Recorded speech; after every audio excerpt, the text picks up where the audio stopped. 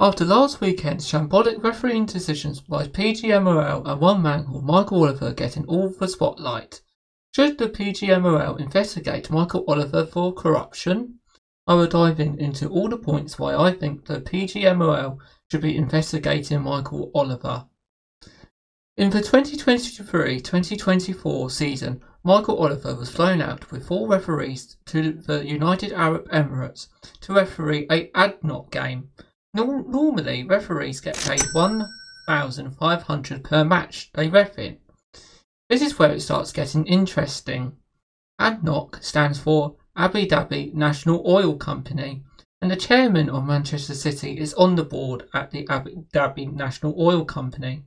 It's appalling that Michael Olvier and those 4 refs got paid by the chairman of Manchester City. They got paid £20,000. I find it worrying that Michael Olvier got given the 4th official duty just 48 hours later at the Tottenham vs Liverpool game, in which there were 3 controversial decisions for Liverpool. In what would be the start of the controversial decisions that would follow throughout the season. In the Tottenham vs Liverpool game, there were 3 controversial decisions. 2 of them were red cards. One of them was for Curtis Jones for a foul on Pgoml, following a VAR intervention. The other controversial red card was for Diogo Jota after picking up 2 quick double bookings. The final controversial decision was when they had a goal ruled out by a controversial VAR decision, as the VAR officials quickly ruled out the goal without showing the offside line graphics. The PGMOL later coming out and saying that significant error took place.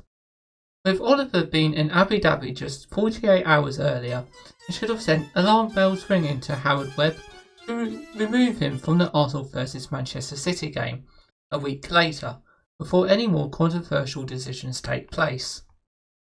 On Sunday the 8th of October 2023, Arsenal welcomed Manchester City to the Emirates Stadium, where guess what? Michael Olvier was a referee in a highly anticipated game, as many people believed that this was the year where Manchester City's success came to an end. Well, we all know what happened. The success did not end, and City won a 4th title.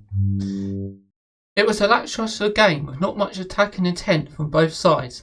However, there was still a major talking point, where referee Michael Olvier did not send off Manchester City Mateo Kovacic after his first late challenge, where Kovacic had his studs up from behind.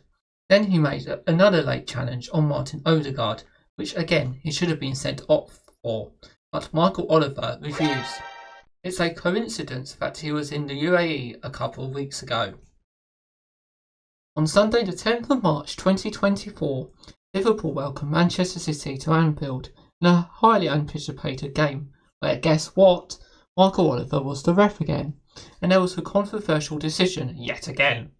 In what was a titanic battle for one last time between Jurgen Klopp and Pep Guardiola in what was a high-level intensity game, Manchester City opened the scoring with John Stones in the 23rd minute, in which was followed by a Leicester McAllister penalty in the 50th minute after a foul by Ederson in the penalty area.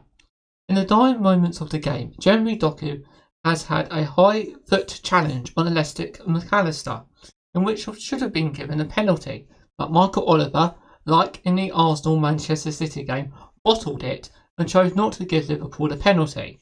This was a huge moment in the season, as City, Arsenal and Liverpool were in a 3-horse race for the title, and this moment cost the league for Arsenal and Liverpool.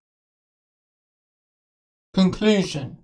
In my opinion, PGMOL should have denied Olvier going out to the UAE, and from that moment banned him from refereeing Arsenal and Liverpool and Manchester City games for conflict of interest.